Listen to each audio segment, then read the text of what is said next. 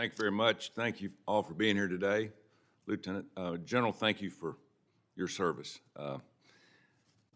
I'd like to say this first.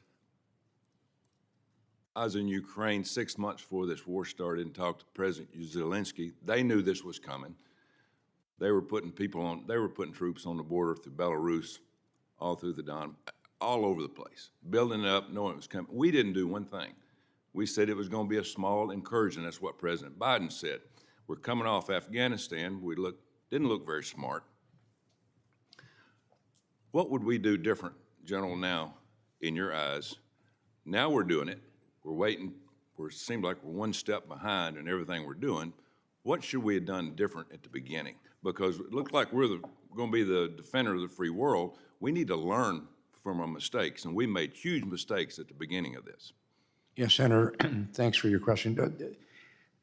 As a former and retired military officer, I'm a little bit disappointed in the military and the intelligence community that either didn't relay this or didn't believe it as well. You know, recall, we had very senior officers say, one, that Ukraine would fall within 3 days of the invasion and tried to get President Zelensky a ride out of town.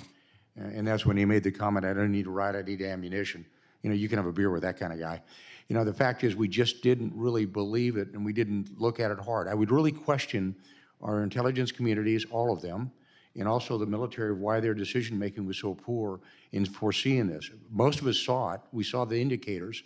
I'm a big believer in indicators and patterns, and the patterns and indicators were there.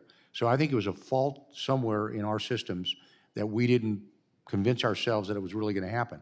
Part of it may have been a misunderstanding of President Putin himself, and they just didn't believe he would do it. I've actually heard commentators say, up until the day before the invasion, he wasn't going to do it. Yes, he was. And if you read Putin, and I had a fortune, when I was in the National Security Council, I brought Dr. Fiona Hill in on the NSC team. She came out of Brookings, and she's a very well-read person on Putin. And she says, when he says something, believe it. He's going to do it. We didn't believe it. Yeah, thank you. And now we're up to our ears and alligators. China, looks like China's getting ready. And just a couple of yes/no questions for Dr. Stanton and General Kellogg. You know, let's talk about China's motivation. Do you think that Chinese weapons are going to further drag out this conflict? Dr. Stanton, yes or no? Yes. General? No. Do you think we need to increase weapons supplies to Ukraine to counter Chinese munitions? Dr. Stanton, since you said yes? Yes. Okay. If we're increasing our support to Ukraine, do you believe that that will slow down shipments to Taiwan in the future if we continue to send munitions to Ukraine? You don't think it will? No. All right, Ms. Mascott, at a hearing on February the 15th, this committee heard expert testimony that if the United States were to enter a war with China today, we would have just 2 weeks' worth of munitions. Our stockpiles would be out. Do you agree with this assessment? I don't have enough information to make an assessment, I'm sorry. Take a shot at it, General. I do not agree with that assessment at all. Okay, thank you. General Kellogg, do you have a clear sense of the overall U.S. strategy in Ukraine, and what does victory look like for Ukraine? I do not have an overall view of what the current strategy in Ukraine is. I believe we should have one, and I think you have to put, end state, you have to put Russia's army at risk in Ukraine. Putin has to understand he's got two options, lose his army or leave. If his army loses and is defeated, he falls. Can Ukrainians win it on their own? No. Let me phrase it. They can win it on their own if we give them the equipment to do it. Yeah. Okay.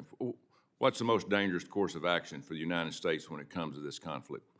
What puts us in harm's way?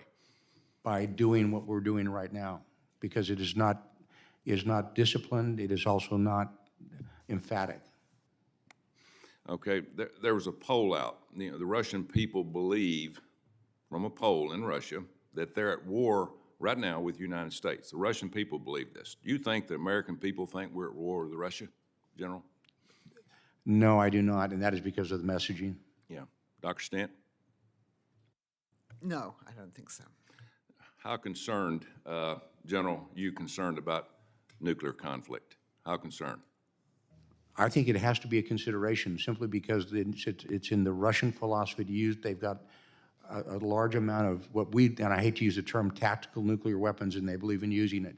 And it's something we really don't have. And if it's in their philosophy to use it, if it gets pushed he may use it. I'm hoping that there'll be smarter people would prevail and he would not use it, but you always have to understand the probability and possibility of it happening. Thank you. Thank you, Mr. Chairman.